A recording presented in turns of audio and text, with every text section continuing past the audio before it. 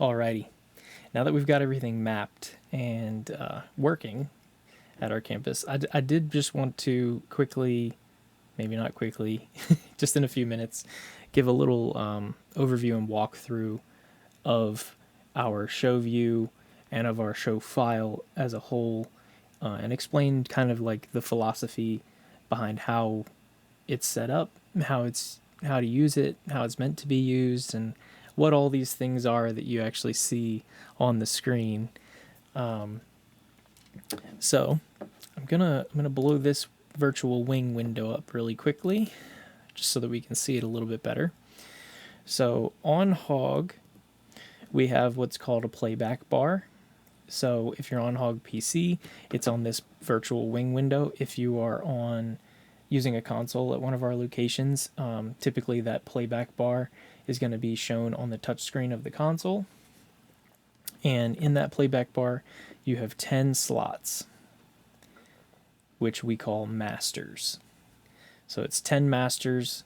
One group of 10 masters is a page, and there are a bunch of pages that you can actually scroll through. So with that said, what I try to do is make sure that for our events, I set up one page that has the entire event sequence from front to back on it. I set it up to kind of be in sync with what's in Planning Center in the gathering plan.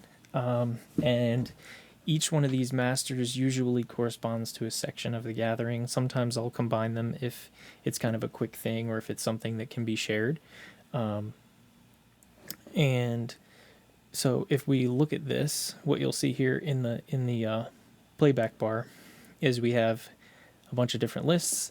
On this side, you're seeing a blown up view of the chosen list. So right now, see how this is highlighted blue?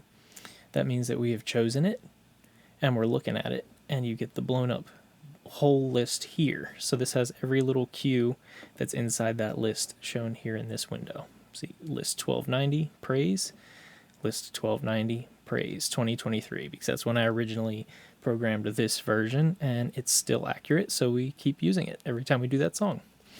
So, for example, the very first list here is on Master 1, corresponds to our walk-in look and our MC intro, and then also rolls us straight into our pre-roll. So all of that is contained in one list. Once we get done with the pre-roll, we go to the second list in the order, and that's for song 1 in the worship set. Once that's done, it takes us to the third list on Master 3, which is There's No Way, which was the second song that day in the worship set. Same thing, follows into Master 4, which is Good Plans, and then Master 5, which takes us to our sermon cue list, which just is, it takes us through our worship transition into our speaker lighting. And then after that, we roll into our reprise worship moment, and then next steps at the end of the gathering and dismissal. At the end of next steps, it will roll all the way back to list number 1, and we will repeat the gathering for as many as we need to that day. So that's kind of the basic flow is just, it's the gathering laid out across these lists depending on how many we need for whatever event we're doing. Sometimes there's more, sometimes there's less. Sometimes for things that are longer events like Freedom Conference, I might have to spill over onto a second page. It all just really depends on the complexity of the event. So these correspond to our gathering items. And then also on Masters 9 and 10, I have a couple special lists. So number 10 is a list that controls just our haze. So when this is running, it means that our haze machine is producing haze, and the amount of haze that it produces corresponds to where this fader is set.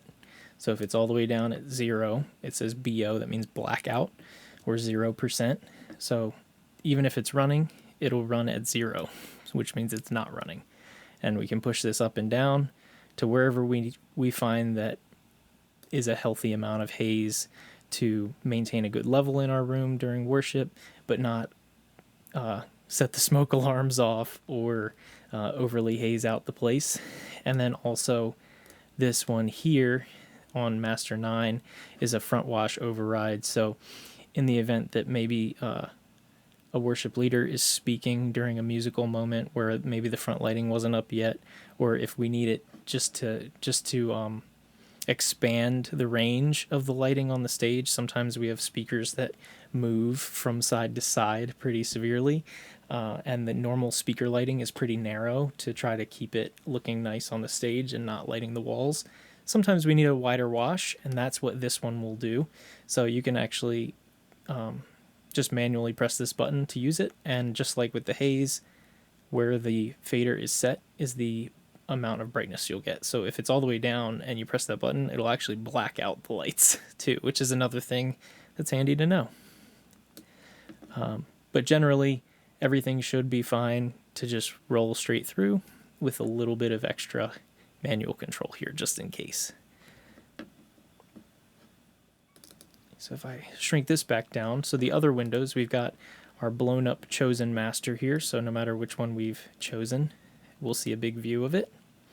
We also have the network window, which we use to map our outputs. That's typically all we need, but this is just in case of emergency. We can get to all of our settings and things like visualizer settings and console settings and network settings. Typically we don't need to mess with it, but it's good to have it right here in case something is wrong. And then we also have this little window right here, which is a scene directory. So these guys are quick one button press scenes that apply to every location that's on HOG. And if you wanted to just quickly pull something up, if it was an emergency, if it's for worship to be able to rehearse before the gatherings or between gatherings, or if we just need lights on full blast so that we can see what's going on stage because we're running some cables or trying to fix a problem between gatherings, something like that. All that stuff can be found here. We've got a couple of generic worship looks that just have colors assigned to them: orange, blue, violet, red, magenta, warm white, cool white worship looks. We've got a generic sermon look on one button just in case we need it. We've got a setting for videos and pre-roll. We've got a setting for if you're a downstream campus receiving a broadcast message, and we've got walk-in and walk-out looks with haze and without. We also have an all-off blackout button that can be used, and this is a button specifically for the Lake Norman house lighting to be on full blast and white.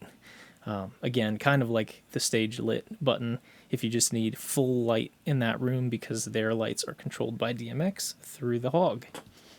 I can give you a little example. Let me pull up our visualizer window. This is a program called Capture. It's a visualizer software that I use to see the rooms that I'm unable to be in.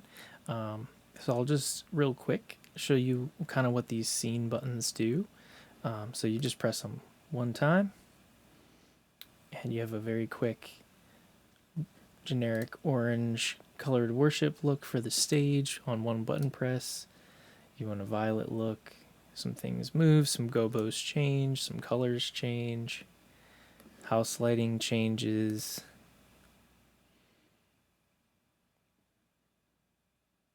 Sermon look, things go white, lights get brighter so people can take notes. You can see the people on stage. An all off press here, it's a slow blackout.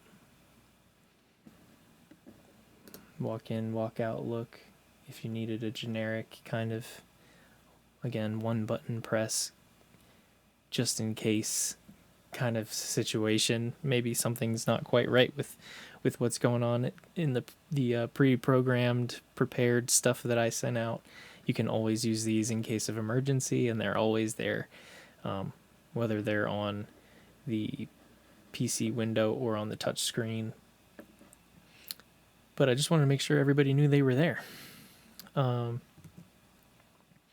other thing, just like